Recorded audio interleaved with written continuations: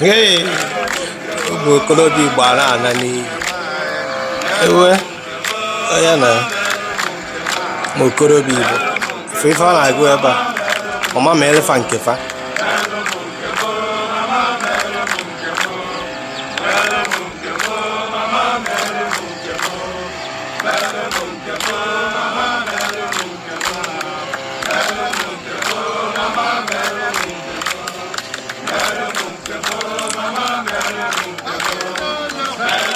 Ebe ọ na-enye nwa.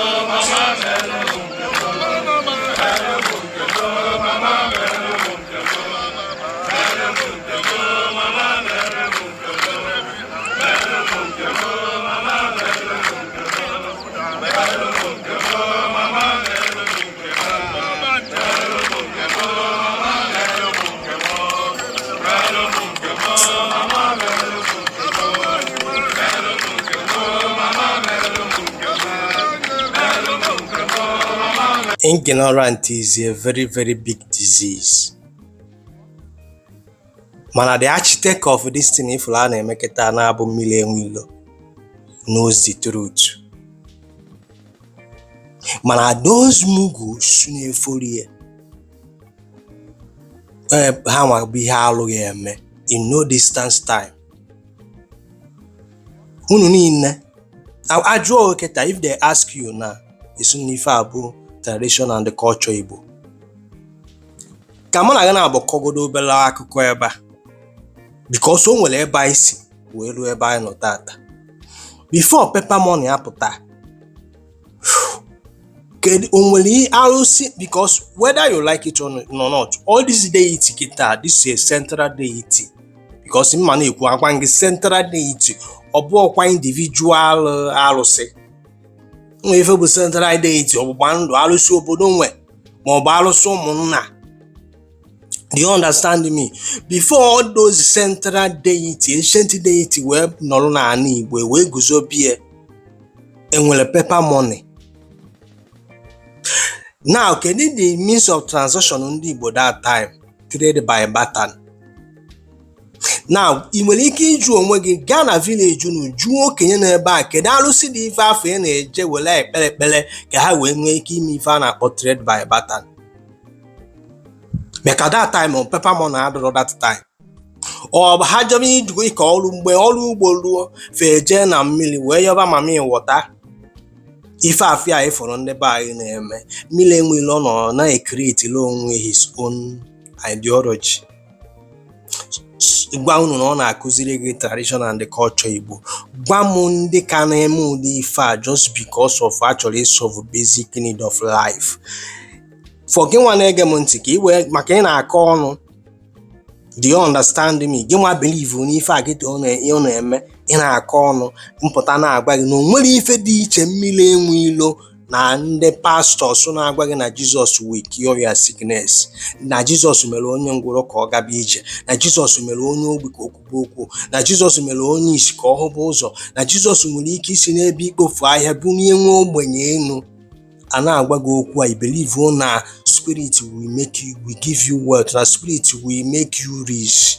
In ọlụzie dị rezi yazie use this your thinking faculty to liberate yourself. Ngapụta ebe a na-agwa gị if you want to have financial freedom, start thinking how to provide goods and services. Every village nọ n'ala Igbo today nwere ife fa na lack.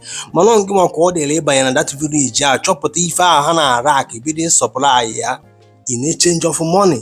Failure to do so if ị na-agagarị na mmiri ifụ na egwu a na-agụ ebe ahụ mere ihe nke ya na ị na-agwa mami water nwere printing machine. Imaginary mami water ya bụ kịta gị nwa na ebe a kịta atụkpo gị na mmiri ahụ erie gị linyụọ gị anya o.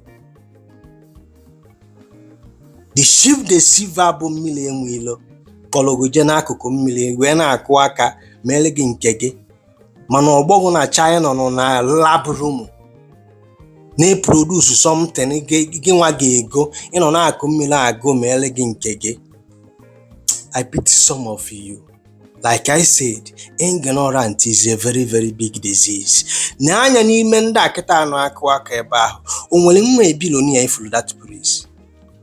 O nwere nwa politician ifuru ebe ahụ? Ụmụ apụta na-agwa gị nọ n'isi nwa ogbenye ka a na-afụ ikwe. Unu amala ife unu na-eme onwe unu, mana time will tell. Akwa ife a na-apụta agwa gị na mmiri enwe ilo is deceiving Igbo youth. Some of unu na-asị na ife a bụ tradition and culture anyị. So ị na-agwa nkịta na ịbata na village unu na o nwere arụsị nọ na village unu ndị gboo debere oge enwebere paper money bụ na gọọmenti na-control rie today, na ihe ị na-afụ debe bụ the figure na fonu gị n'ọnụ mba ka ị na-afụ money afọ ịfụrụ gọọmenti na-control iji ya n'aka fa na-control unu a ga-print na one ga-adị in circulation na money ya. Then gị nwa na-agbagharị n'akụkụ mmiri na anụ na-ekpele iwee kpata ego ifele onwe gị a na-emekwe gị na this century digital world mụ na gị na-abụ nọ. Somebody nọ somewhere na-arụ app ọ ga-abụ na ị nwere ike iji na-esend message without internet ka ị nọ n'akụkụ mmiri na-ayọ nwaanyị mmiri si anya meele gị nke gị. Nwaanyị mmiri afọ esevu ụlọ ndị Biafra oge ọ nụrụ ọgụ Naijiria ga-abụkwa na gị nwa bụ nwa onye Igbo onye Biafra kịta adakpuo na mmiri that time mmiri ga-erikwe gị. Unu na-asọgharị isi ka m gwa gị onye ọbụla lele nkịta wee gote enwe ihe ntukwu nọkwa bie isi na chọọchị wee mapụta wee gbakpuo n'aka mmiri enwe ilo. Nwanne m ife ahụ the same thing ahụ ị na-agbagharị bụkwa ife ahụ ka ị gbakwuru n'aka mmiri enwe ilo. Agwago gị ebe a sị gị if you want to practice Igbo tradition and culture, go back to your village. Omenala ndị Igbo arịa mụ na omenala ndị Ọnịcha bụrụ ofu ife. Omenala ndị Igbo arịa mụ na omenala ndị agụrụzi Igbo agụrụ ekwuru ọbịa na nka is not the same.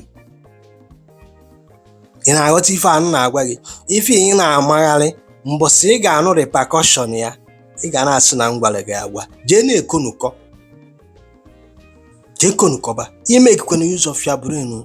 Akpọwe eje na mmiri na-akụ aka ka nwaanyị mmiri bịa provide ya gị ego ma nwaanyị mmiri bịa mee gị ka ebe ahụ ụba, mana ego ihe eji wee kpọnye ngwa afịa na shop gị nwere ya dị na ebe ka ego a ga-esi wee pụta. I'm asking you ka ọkwa ya etu ihe gba aka wee je na mmiri ahụ ị na-ata bụcha abụ ahụ the money ada n'elu.